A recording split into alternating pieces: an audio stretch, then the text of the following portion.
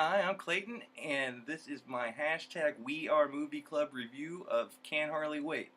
First, I want to thank my wife, Grace, for tagging me, maybe getting me to do some videos here and there. What I thought about this movie is about the same that I thought about it when I first saw it. It came out in 1998 when I was a senior in high school, so I could definitely relate to the whole into graduation party scene because I kind of remember a party like that when I was graduating. But who's in this movie? You got Jennifer Love Hewitt, Seth Green, Ethan Embry.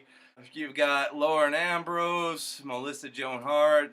Pretty much anybody that you saw in any of the teeny type movies back the late 90s, early 2000s.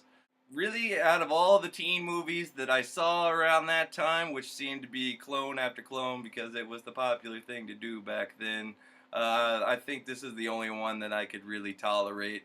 It reminded me a lot of the old John Hughes movies back in the 80s. It had that feel to it. Definitely a bunch of characters you were kind of iconic for the movie. It all worked out. It was kind of like a perfect storm of hilarious, and I still stand by it. I still think it's hilarious, and I think it really holds up right now. I mean, there's a few references in it, like X-Files and stuff like that, that probably don't really hold up, and yeah, some of the fashion, but there's always a jock, there's always the hot girl in school that you wanted to bone, but you couldn't bone. And there's always the white hip-hop kids. You had the stoner kids, you had the popular girls, you had the whole meal deal, and they were all done really well, I felt. Soundtrack in this movie is really good. It's pretty much a perfect matchup of anything that anybody would like.